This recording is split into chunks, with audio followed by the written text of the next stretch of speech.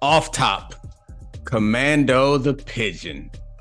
He served in the British military and flew over 90 missions and was awarded the Dickin Medal.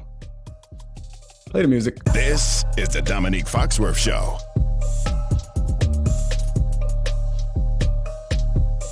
What up, Charlie?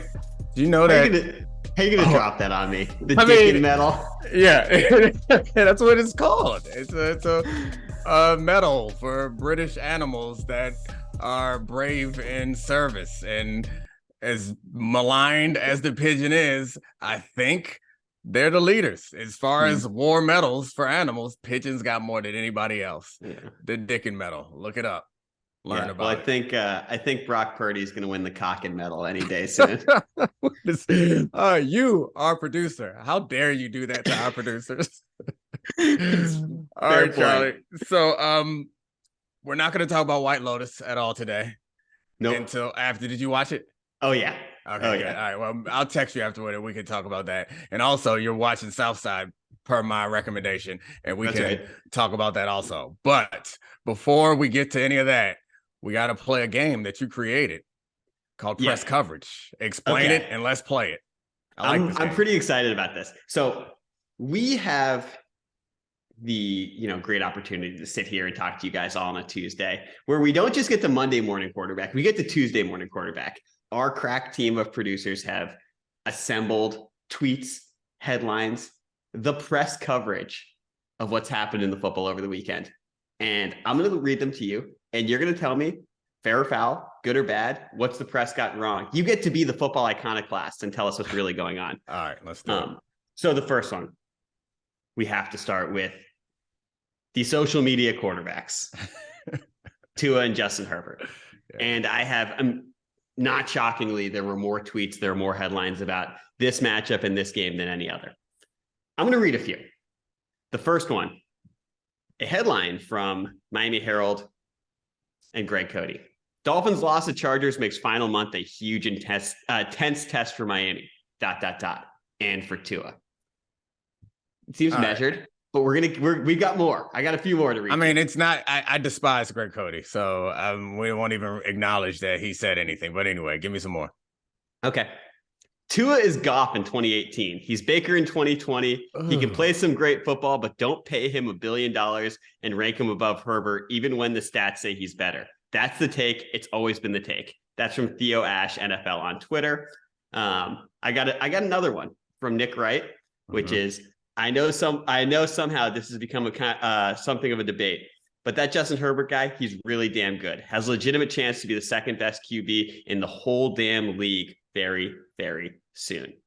And the last one I have for you is from Aaron Schatz, which says, folks, the surprise is not that Herbert looks good. The surprise is that the Miami offense looks like garbage against a bad D, missing a ton of starters. That's from Aaron Schatz. So that's sort of the narrative surrounding that game. Fair or foul at this point? It's a fair narrative.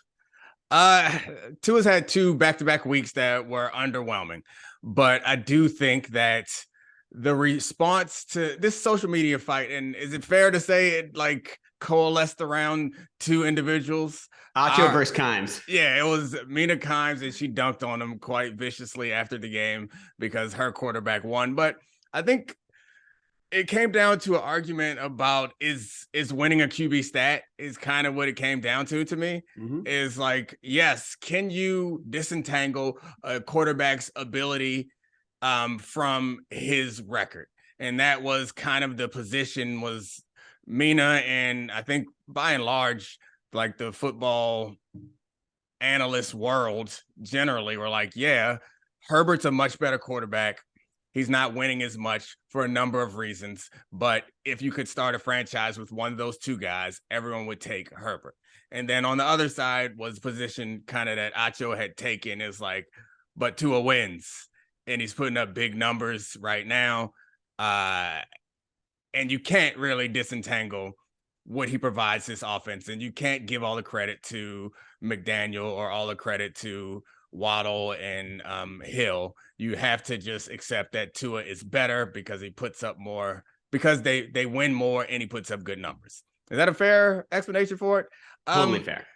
Yeah. And that game, it showed all the like it was the perfect game to like reinforce Mina and her goons side of the argument, which, like, to be fair, I fall on that side. I like Tua what he was doing, but I also like accepted that Herbert was better, and we saw it through the course of the game, and we saw the Mahomesian improv and arm strength and accuracy, those things that Tua doesn't have on the improv as much. Like, he in the pocket, things go according to schedule. Tua's good. He had some like scrambles, but he scrambled to run. It wasn't scrambled to make big plays, which is what Herbert was doing.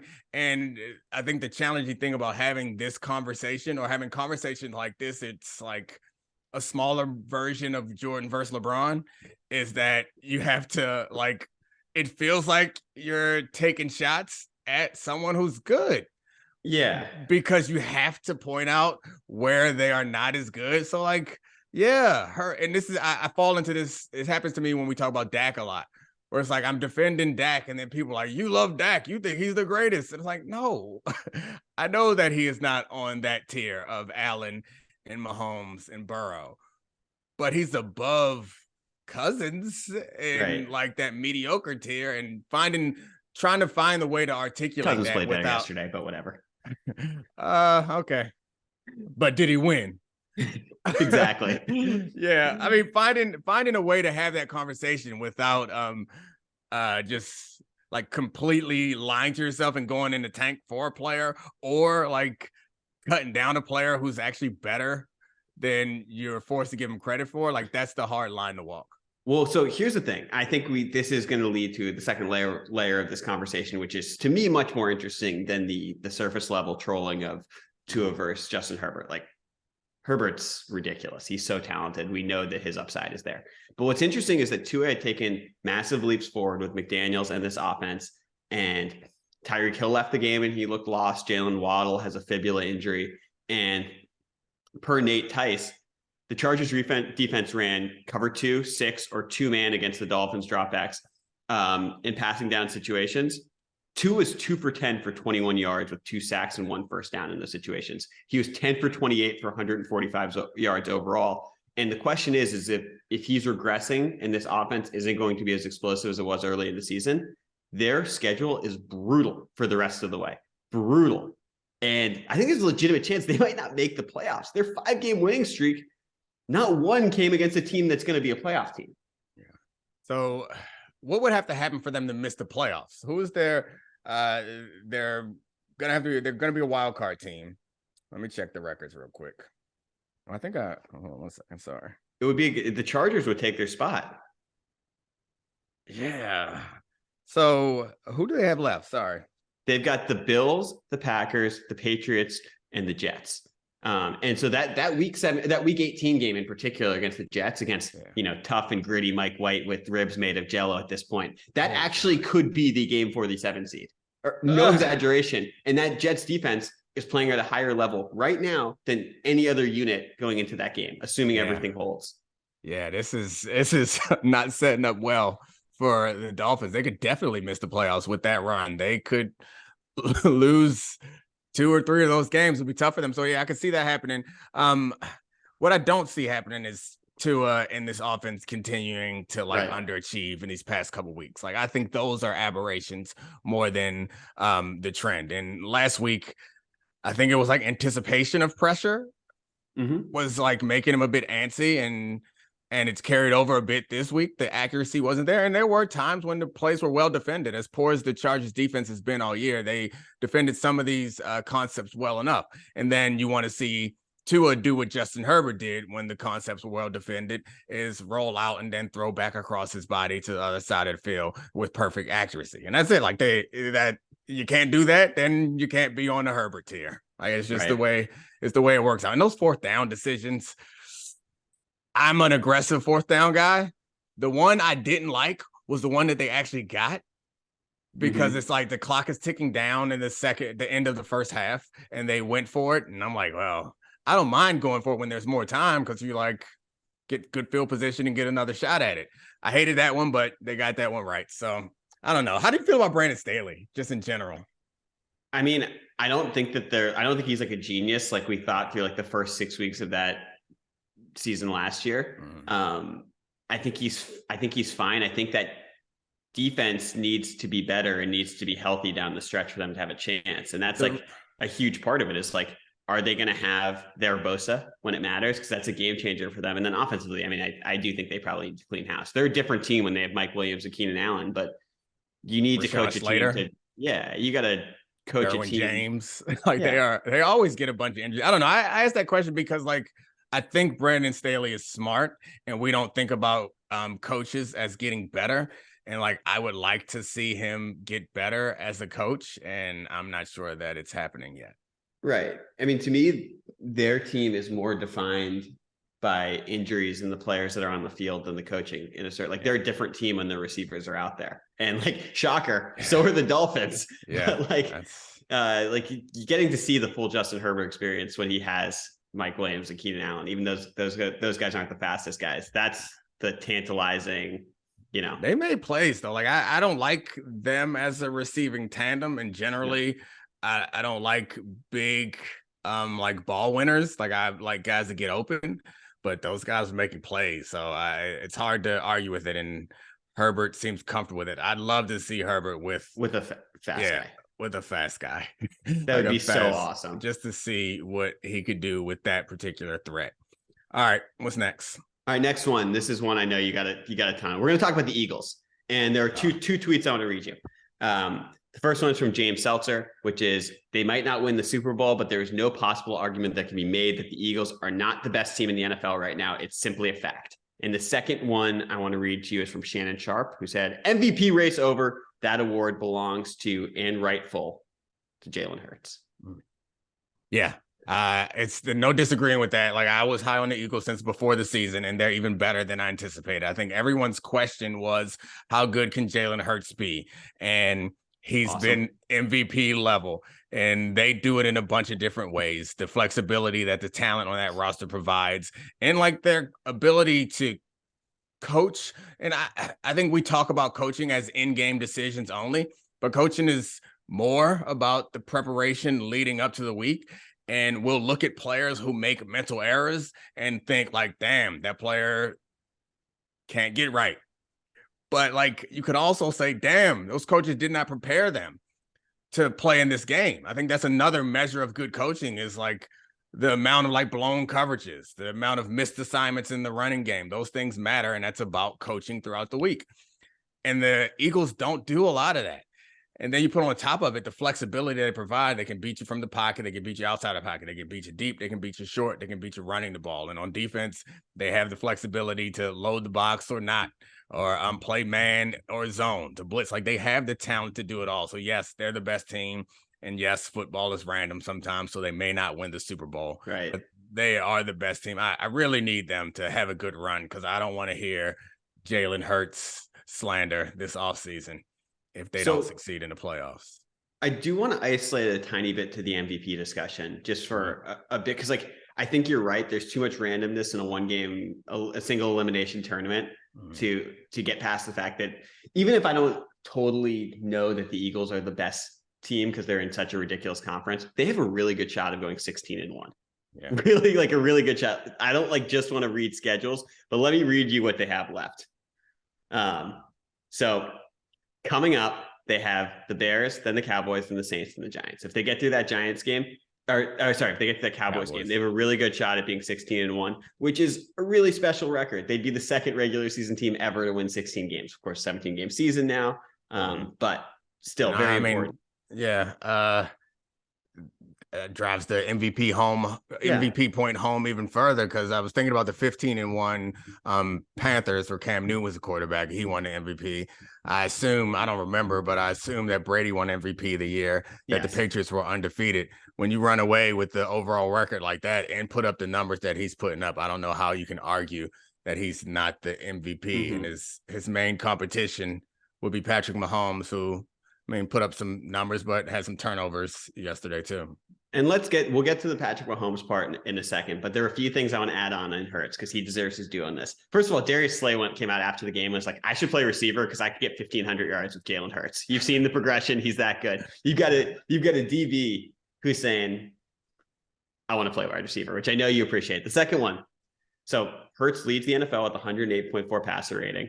And also Hurts is on course to be the first player in NFL history with 100 plus passer rating and 10 rushing touchdowns this season. That's not like, he's not a running quarterback. He's dominant in both phases of the game. And that's really interesting. Which is really, really, really special. But then I do want to bring that up compared to Mahomes because they both have special statistical cases. Mahomes is leading the NFL in EPA per dropback, and he's having one of the 12 best seasons of all time with that stat. The Chiefs are the number one seed in the AFC with the 25th ranked defense. And they're like at the top of every single advanced metric: total touchdowns, touchdown percentage, yards, first downs, sack percentage, EPA per play, EPA per dropback, QBR. So really there are 2 MVPs this season. And I think like this is when we talk about wins being a quarterback stat. The Chiefs gave away the best non-quarterback in the NFL in Tyreek Hill, and they're still leading in all of these stats. And you look at the other side, and Jalen Hurts has the best number 2 receiver in the league in Devontae Smith and a top 8 number 1 receiver in AJ Brown. He's got an unbelievable team, and that makes the debate so interesting and hard to parse. Yeah, I mean, I think that's when you go with he's never done it before. It's a better story. It's like, I guess it should be the other way around. It's like you have to take it from the top dog, but I kind of feel like with MVPs, it's like if we get a fresh story, we're more likely to give it to that person. But yeah, I'm underselling Patrick Mahomes, which is ridiculous, especially after that. He created a new pass. I thought he was done. Like at some point, I want around the back.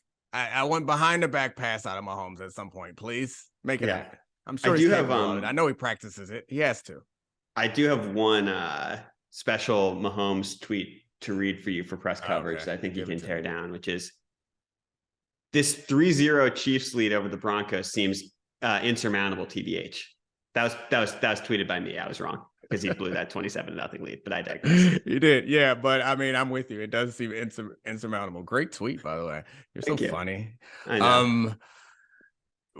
We got through the Tua Herbert Bowl without addressing Emmanuel Acho rapping. Like, is there anything to be said for that? Do we discuss it? Do we pretend like it doesn't happen? Do we make a response track? Like, what do we do? I would love to make a response track. If I was still working on Highly Questionable today, Poppy would have rapped about Justin Herbert and Tua, but we need a vessel for that. We'll figure that out. We got to find somebody to do it because I'm not recording no raps. Yeah. All right, what's next? All right, next one. This team I actually think is really interesting. It's the Lions. And again, I have 2 tweets for you. The first one comes from RG3, who said, I'm not sure any NFL team wants the Lions to make the playoffs. They're dangerous and way better than their record. And the second one actually is not a tweet. It's from Dan Graziano's overreaction column. And he did not deem this to be an overreaction. Jared Goff will lead the Lions to the playoffs this year and will be their starting quarterback next year too. Okay. Well, I mean, they're both overreactions.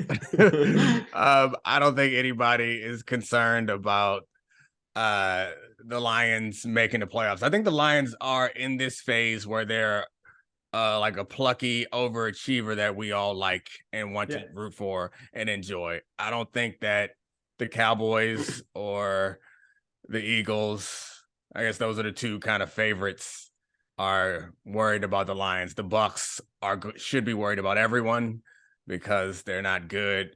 And I guess the wild card teams, the fact of the matter is I don't think anybody's actually worried about them. So I think that's a bit of a reaction. They can score, but their defense has not been great. I know you pointed out that they've been better recently, but they are on the rise. I think Dan's point, though, Graziano's point, is an interesting conversation because I do think it's an overreaction to say that they will make the playoffs.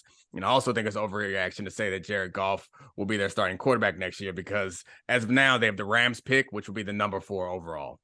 Right. And so maybe Jared Goff will start week 1, but I'd be shocked if they're in the top 5.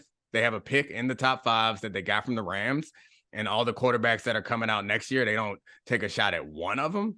I don't know, unless they're going to try to stall for Caleb Williams or something, which you can't.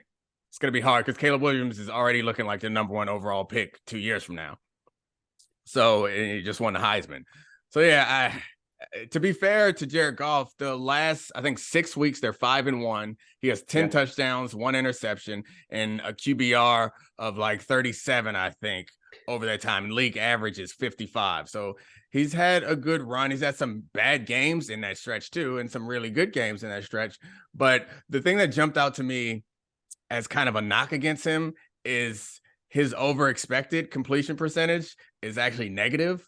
So as good as his last 6 games have been, and this team has been, he has been worse than expected based on the completion percentage. So like that suggests to me, and to be completely fair, I didn't break down all their plays and say like Jared Goff should be putting up more numbers. But over the course of a pretty large sample, he is missing on almost 2% of the passes that he should make, which is kind of seems like scheme and player around him is helping him more than he is, which he's making good decisions. You can still blow it, but it doesn't seem like he's elevating this group as much as he's like kind of just like coasting, which means like he's not the long-term answer there at quarterback. Right. And it's worth noting 75 QBR over his last 5 games. So he is above average there. And on Sunday, 27 for 39, 330 yards, 3 touchdowns. They rolled up 464 yards of offense against a Vikings team that was 10-2 heading into the week. And again, I want to do a little bit of schedule looking ahead, because this is what's fun about it. They're game and a half behind the Giants for the playoffs. The Giants are going to play the Commanders. We'll see how that goes. They're going to tie again on purpose this time. Yeah, that'd be great. There's an interesting Lions thing. They were terrible on defense in their first 7 games. Now they're top 10 against the pass and top 15 overall. So they're really just an average defense at this point, which is pretty good. That's overall, including their first several games, or that's just since overall. So overall, yeah. I mean, if you just look at the last few games, then those numbers must be pretty good. Yeah. And they're 6-7. They have the Jets, they have the Panthers, they have the Bears, they have the Packers. It's not a guarantee. The Jets and Panthers are pretty hot right now. Yeah. But it's not inconceivable that they could be 9-8 or 10-7. It's really not. Yeah, it's not inconceivable, but it still feels like a long shot for them. But I mean, your point is well taken. Is they're probably a lot better than I'm giving them credit for, because I'm still thinking about their defense as the beginning of the year defense. But yeah, it's possible. But they might have dug themselves too deep a hole. The Jared Goff long-term answer, that one feels like not even worth discussing. Like I'd be shocked if they don't draft a quarterback at that top. I mean, I guess not shocked. If they end with the number 4 pick and the first 3 teams go 1, 2, 3, or trade around and go 1, 2, 3 quarterbacks, maybe they get to the point where the value isn't there and Goff has been good enough. But it doesn't feel like they feel like he's a long-term answer, and I think they're probably right. So, and they have an out of his contract after this season. They can get out of it for just total $10 million in dead cap. That's interesting. The thing that's interesting to me is they could keep him for 2 more years and develop a quarterback. And that contract that we thought was ridiculous for him. $20 million in 2023, $21 million in 2024. And now that's a quarterback bargain. That's like the numbers that we think Daniel Dimes is going to get on the open market this offseason. And I actually think that's like somewhat of a fair comparison, where it's like, if you can get this guy who's decent and the rest of the team is really good while you're developing someone, like, all right, so you get an Anthony Richardson at the end of the first round or an early second round, or you don't get Bryce Young or CJ Stroud. If this team is playoff ready, you might not want to put Will Levis or Anthony Richardson out there. And just play Jared Goff for a year. Yeah, I don't have any problem with that. That's a great deal. And I mean, that trade, man, what a great trade they made. Won that trade. Yeah, because like they took Jared Goff as a favor. Like they had to pay them to take Jared Goff and send I don't know if you say they won a trade, because the Rams won a Super Bowl. It could be a win-win, but it could be a trade that sets them up. Damn, why did Herschel Walker have to ruin it? We can't even reference the Herschel Walker trade, because that was like the trade that set up a dynasty. Like I want to reference the Herschel Walker trade whenever there's a big trade, but then it also feels like you have to provide a whole bunch of context, so we have to have a political conversation. How come Raphael Warnock never got traded? Fair point. All right, last team is the 49ers. It's from Ryan Clark on TV on Monday mornings. This team is more relevant now that Mr. Irrelevant is the quarterback. And the second one is from Warren Sharp on Twitter. He said starting quarterback Brock Purdy played so well in blowing out Tom Brady's Bucks 35-7 that Kyle Shanahan sat him on the bench with 8 minutes to go in the fourth quarter. So he's healthy to start next week. Imagine writing that sentence in September. Quarterback, or wins a quarterback stat, baby. I love matching up Purdy versus Brady. So yeah, I mean, Ryan's really good at TV. Yeah. So like, I appreciate the way that he framed that, but I think that my more honest framing of it is we don't know what Purdy's ceiling is. So that makes me more optimistic than when they had Jimmy Garoppolo. So like Purdy may end up being worse than Jimmy Garoppolo. We haven't seen him tested. Brock Purdy. Bryce. Yeah, I'm thinking of college, but Bryce Young. But anyway, Brock Purdy. We haven't seen Brock Purdy in a bad situation yet. We've seen, or in a high pressure situation. Perfect situation. It's all been good for him so far. So that's the question. And having that question mark there, like that door number 2 situation, is better than, or like makes you feel a little bit more optimistic than Jimmy Garoppolo, where that door is open. We see what's behind that door, and it ain't pretty. Not as pretty as Jimmy. How come Jalen Hurts doesn't get the pretty boy quarterback? So pretty. I feel like he's just as attractive as, maybe he's not tall. Is that it? Well, it's also not his defining characteristic. He's also good. Oh, yeah, that's true. That's it. You're right. That's the problem. He's too good to be the pretty boy. Damn it. Right. Well, I guess he'll take that. Well, so the one thing I was thinking about with Brock Purdy is we did learn something. Obviously, the situation's perfect, and we'll see more with Debo as a high ankle sprain, no fracture. He's going to miss a couple of weeks, and who knows, if he'll be 100% for the rest of the season. And that's a huge loss because he is, along with McCaffrey, a massive safety valve. But we learned that Brock Purdy is actually an NFL quarterback. And I think that's significant because we saw Skylar Thompson play for the Dolphins in a perfect situation. And he was not an NFL quarterback yet, even though the situation was amazing with Tyreek Hill and Waddle and Gesicki and everyone around him. So that box is checked for me. I don't think Purdy's going to go out there and just be unplayable. And that when you put in the, a 7th round pick, that's always possible. But we have to talk about the defense, because I actually am starting to think their defensive unit is so good that it's hard for me to imagine them not being in every single game, including with the Eagles in an NFC championship or the Chiefs in a Super Bowl. For the last 6 weeks, San Francisco's defense has allowed 17 or less points, and it's throttled Tua and Tom Brady in that time. That's amazing that they're doing this, and they're getting better and healthier. Yeah, and adding Tom Brady in there is a nice trick, but we all know that the Bucs offense is not good. Throttling Tom Brady and the Bucs offense is not what it once was. But yeah, they've been great all year long.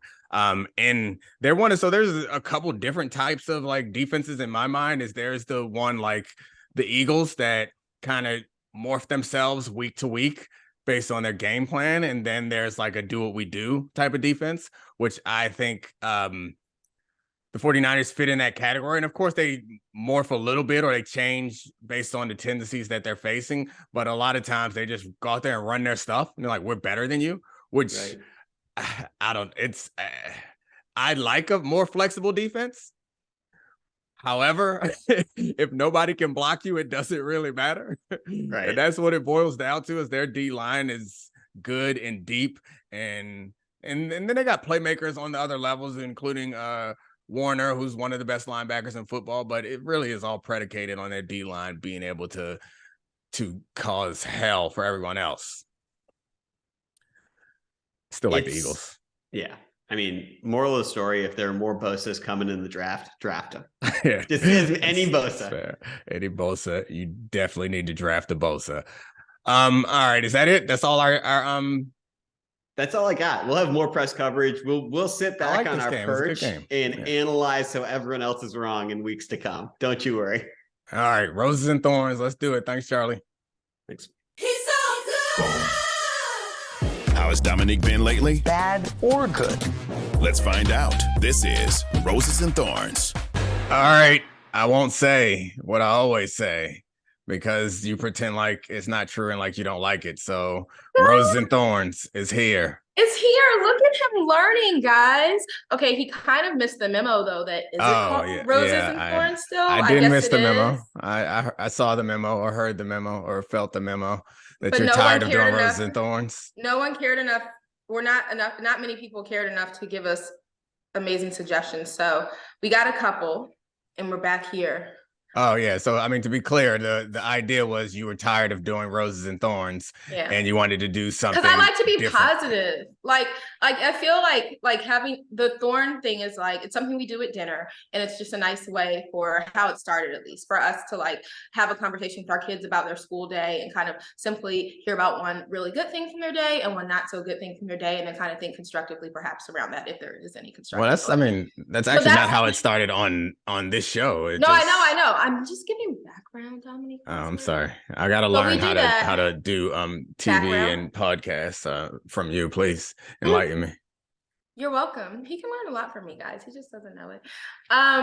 Apparently I do them wrong. Guess what? Because I've never listened to a podcast, okay? Nobody said you're doing them wrong. Okay, so what am I supposed to do? I was giving background and you interrupted like I shouldn't have done that. And so on the show, he asked me to come on and do it with him. And the way that he analyzes like people with like sports stuff with work, he was like, well, someone should get a chance to pick at me like that, and who is better than my wife? And then also like it can give us a little segment or him a little segment to like be himself and not just all football-y all the time.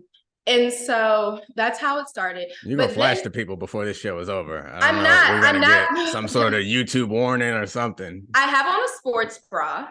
Every time I record this, even if I put on something glittery on top, I'm wearing a sports bra and leggings underneath because that is my typical Monday attire. So anyway, I won't flash anybody because it's a sports bra that I could walk outside in, except for I wouldn't because that would be awful. My abs aren't built for that yet or ever. But so anyway, so I come on here, but I just don't like having to give a thorn about you. Like when we do Roses and Thorns, it's about our day. Like having to like criticize my husband, who especially during the holiday season, I really love. And so there you go. Even though I don't want to do it, I'm gonna do it. That's your rose. You're so great. I love you all year round, especially during the holidays. Your background is very festive. Like tend not to be a super festive person, but it's hard to look at that beautiful tree and all your festive attire and not be in the spirit. Oh, you really trying to flash them? I have wreath earrings. Domonique, I'm not. Literally, I have on a sports bra. It just happens to be the same color as my dress, so you don't notice it. Don't say that. I'm not. It doesn't fit though. Like your shirt doesn't fit or something. It's a wrap dress, and I just don't have it tied well. Oh, okay, gotcha.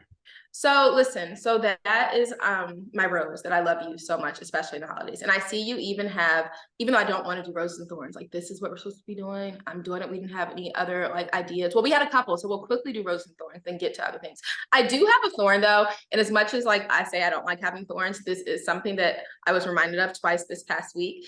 That sometimes I feel like when people don't like me, it makes you almost like them more. And let me explain that. And by people, I mostly mean like probably service industry people. Like if there's like a waiter or bartender who doesn't like me, or Uber driver who doesn't like me. And generally, like I think I know that I try to, I'm really nice to everybody. At least I try to be. But here's why sometimes Uber drivers don't like me and why his rating might be better than mine. Ubers to our house sometimes can take 4 minutes to get here. Sometimes they can take 17 minutes to get here. And I typically in the evenings call black cars. Oftentimes, like they end up being about the same price for our neighborhood because there's just a lot of them floating around as regular cars. Black cars have a 15-minute, they say like the car will wait for you for 15 minutes, right? So I don't intend to have them come 15 minutes early. But what happens is like, I'm like, okay, I'm 10 minutes away from being ready. Let me call my Uber. Okay, maybe I'm 15 minutes away from being ready. Let me call my Uber because it's not going to show up in 1 minute, right? It's going to be at least 4 minutes. So I call it.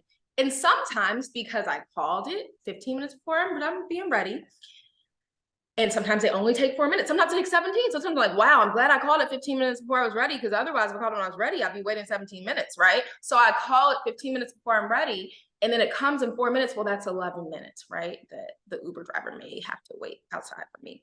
But here's the thing. It says they'll wait 15 minutes.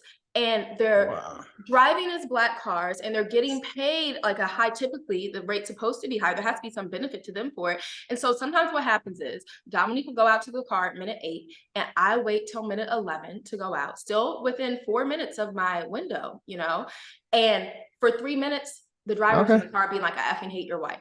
But the thing, and he's like, yeah. You're not in the car. You don't know what they're saying. That's what I think is being said. You've imagined this whole scenario. And he'll be texting like, the Uber driver hates you. And Domonique is like, yeah, I know, man. She gets on my nerves too. Right, and then like with bartenders, it happens also. First of all, and I'm there then. First of all, your rose is garbage. Your rose was I love you. That's not a rose. Like that's not it's just I said I didn't love doing roses and thorns. And second of all, the thorn is me helping you. Like I'm going out to the car and doing what I would normally do is like go sit in the car, try to save your rating, be nice to the guy, act like this only happens every now and then is what's happening at the car. The guy this particular time was like huffing and puffing. So like I had nothing to say, so I texted you what you could have said was, well, is she still within her 15-minute window? Because yes, I was. See, that's the difference between you and me is I'm trying to win. You trying to just get highlights. Like the win in that moment is to try to save your rating.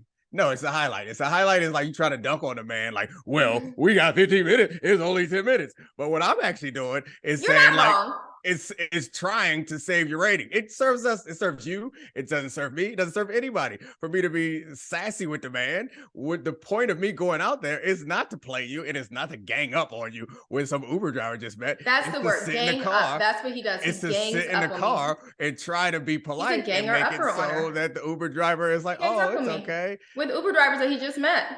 Okay. How long has he known me? A long time. And then he gangs up on me. I understand what you're saying. But I don't know. It just makes me feel some kind of way, which it shouldn't. I know, but it does. I know it can make you feel however you want to feel. I just feel guilty is the kind of way that I feel, but I know. Yeah, no, I understand.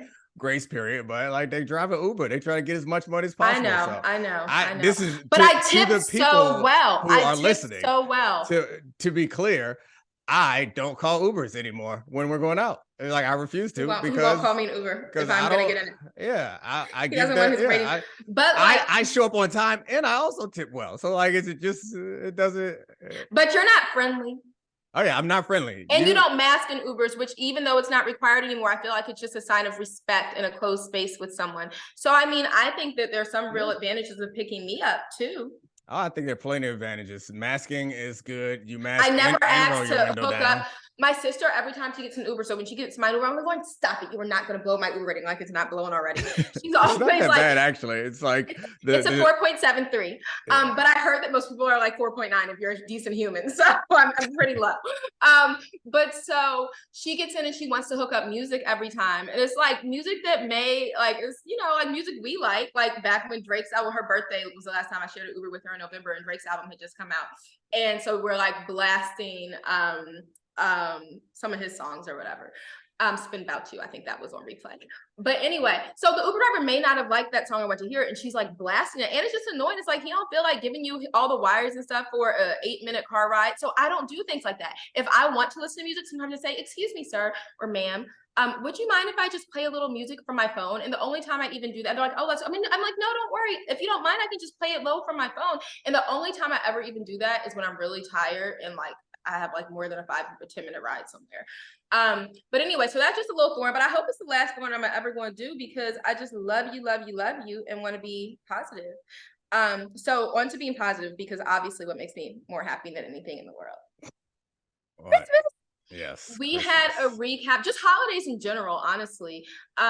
We used to live in a really a predominantly Jewish neighborhood in outside of Baltimore, in Baltimore County.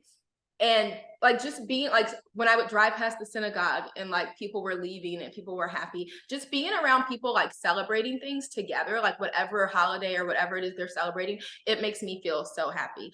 And so if it's not Christmas you celebrate, whatever, but Christmas is what we celebrate. It makes me very happy. We had a weekend full of Christmas festivity, as every weekend of December basically is for us after our daughter's birthday on December 2nd. Yes. What was your favorite part? Or generally, what is your favorite like Christmas tradition that I forced you to be involved in? All of them are equally awesome. They are so great. I love them. I think the tradition that I enjoyed the most is just the like traditional night before Christmas stuff of putting stuff together, getting things set up, getting everything ready. Like that feels, I don't know, it feels like what a dad is supposed to do on Christmas. And that feels like the best, most fun part for me. I mean, the rest of it is like, I don't know. The rest of it's kind of whack, like going to see Santa and I don't know, listening to lots of Christmas music, having family and stuff over is nice, I guess, but it's like whatever. It's having family over whack. We had dinner with his parents. I said it's nice or whatever. No, you actually the sentence started with the rest of it's kind of whack, and you were listing the whack things when you said having family. Yeah, well, I mean, it's fine. I like family, but I also, as you all know, like to chill by myself. He does. Well, I'm shocked. I would not have guessed that putting stuff together on Christmas Eve was something you like, because to me, that's actually, if you want to consider that a Christmas tradition, one of my least favorite things. I'm typically What is your favorite exhausted. tradition? I mean, I just like all of it, like from like December 2nd on. Well, to be clear, I'm going to put my foot down on this. I don't stop many traditions. I go along with just about everything that you like and want in life. But this one I'm not doing is next year. Our oldest child will not be taking a picture with Santa. It's just I will not allow you to do that to her. She don't want to do it, and she's going to be 13 years old. Okay, no. And you made her dress up in matching clothes with her. They agreed to them. Because they agreed to it, she's very nice. She's a people pleaser. She wants to make you happy. It's terrible. And is it harming her to go do it? I'm not having her sit on the man's lap. I go out of my way to find a black Santa to take the kids to every year because that's what I want to do. And I find one, and we didn't go the last couple of COVID years. There actually was a Macy's virtual Santa situation. I'm the first COVID year, but we didn't do any pictures 2021 with any sort of Santa Claus. But this is, so the last year we did like in-person pictures. Our youngest was 3, right? Yeah. And she wasn't like, so we have 3 years in a row of hilarious, like they're actually my favorite pictures of her like tantruming, like with Santa. And I'm like, okay, let's take a picture.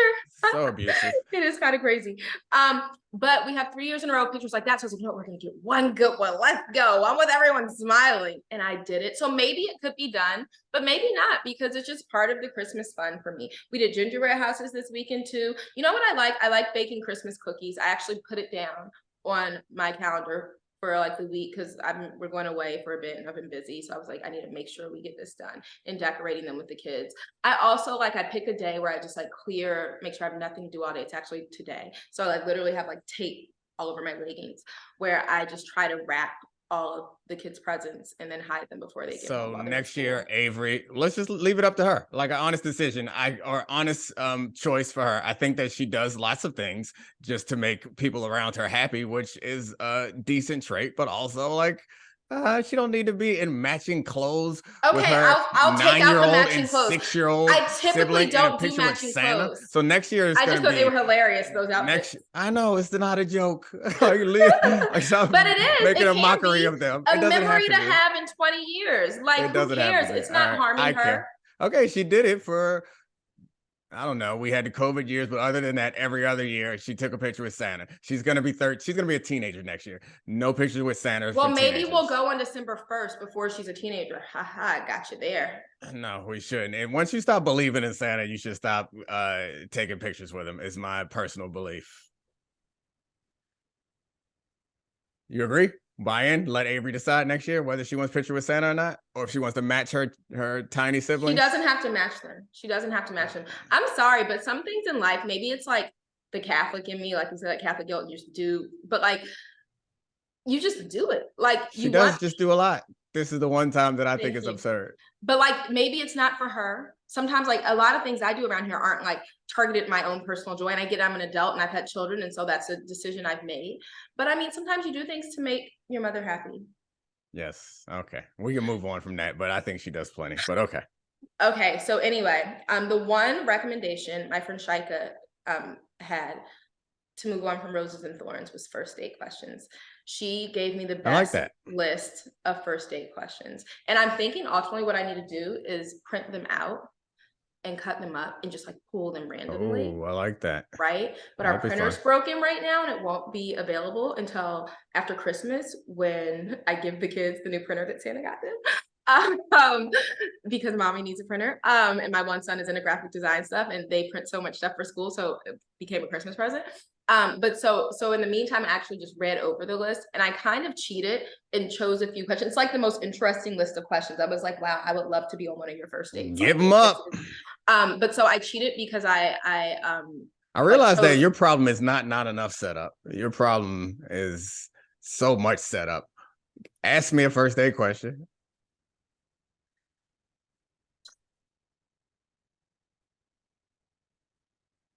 You guys can edit this out, that long moment of silence. I'm sorry. Okay, they're Christmas themed, but from her list. So what is your most favorite gift you've ever received? My favorite gift I've ever received. Sega Genesis was pretty great when I was a kid. When I got me a Sega, that was pretty nice. Yeah, I'll go with Sega Genesis. What about you? What's so funny is I'm not even a gamer, but the most memorable gift I ever received was a Game Gear. So like the Sega mini one.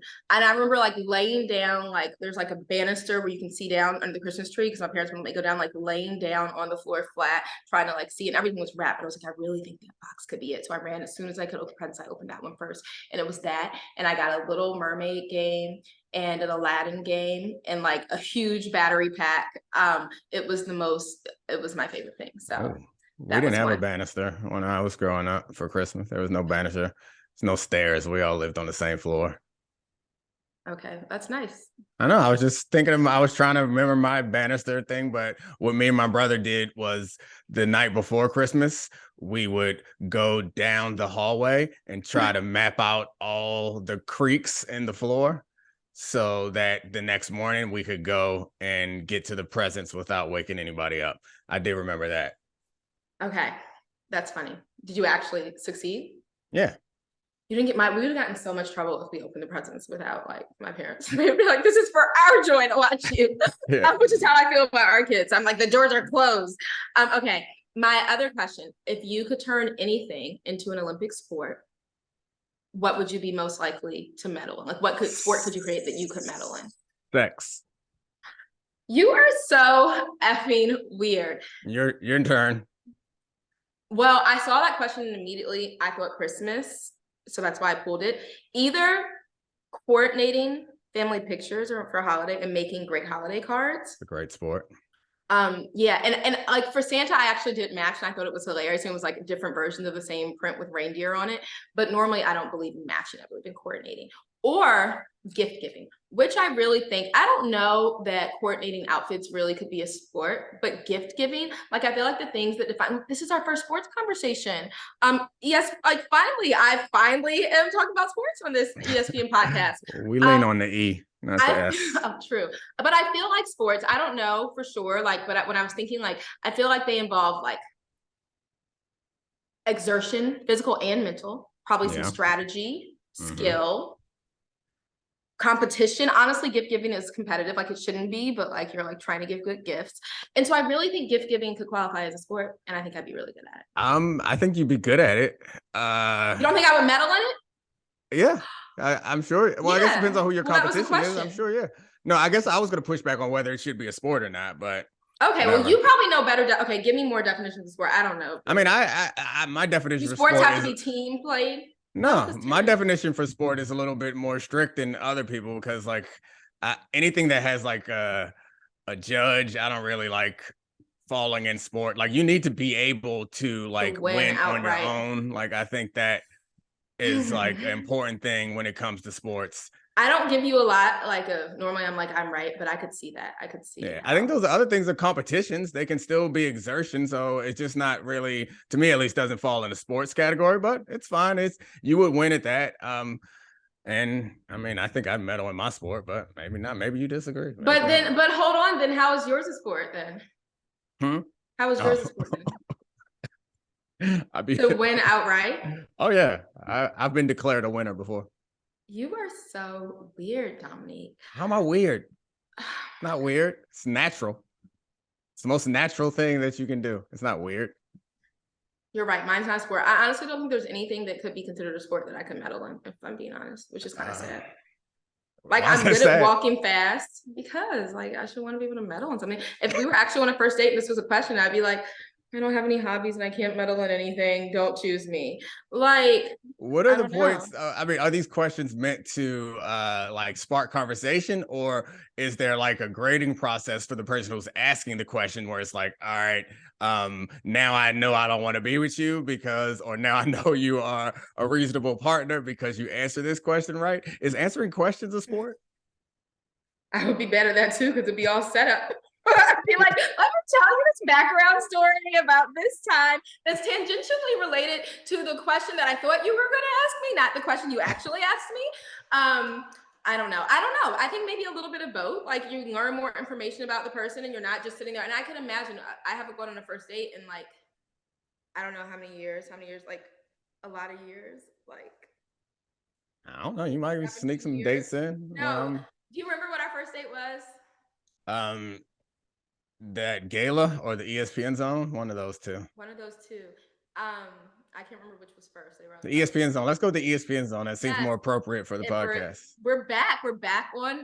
And you beat me in some ESPN Zone games. And like you didn't even let me, did you? No, I didn't let you. I think it was Goff that I beat you. I miss ESPN Zone. I know there's like Dave and Buster's and stuff still, but I loved ESPN Zone. One of my other favorite ESPN Zone memories was when you were in Baltimore, you did like a gift giveaway there. I think you did it a couple years, but I just had a baby one year and couldn't go. That was like the happiest. I think, you know, if our podcast blows up, and even if it doesn't, I do a lot of like giving gifts to other kids besides those in my own family, through like different places.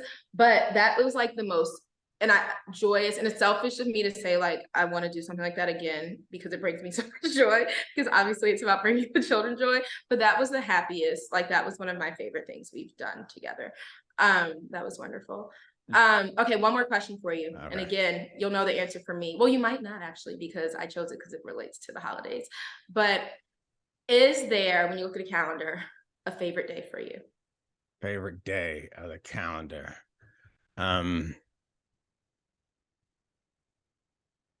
Your birthday.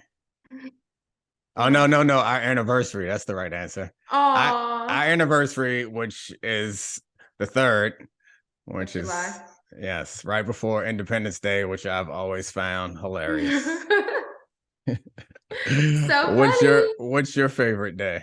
It's like, okay, so I do really like early July, like the 3rd through the 8th, because my birthday is the 8th. So I like sets of days. Like those days I'm always just like super happy. So it's great because have that in July. And then about half a year later, a little less than half a year later, from like Thanksgiving Day to Christmas Day, back when I was younger, I would say even like 10 years ago, 12 years ago, before I had kids, I think I would have said Christmas was my favorite day. Even though I was like a 20-some-year-old, I still just loved Christmas, like matching pajamas with my family and like feeling so happy. And even though it wasn't like, oh, I'm getting like, it wasn't even about the gifts, just like being with family. But I kind of think I might like Thanksgiving as much, if not more.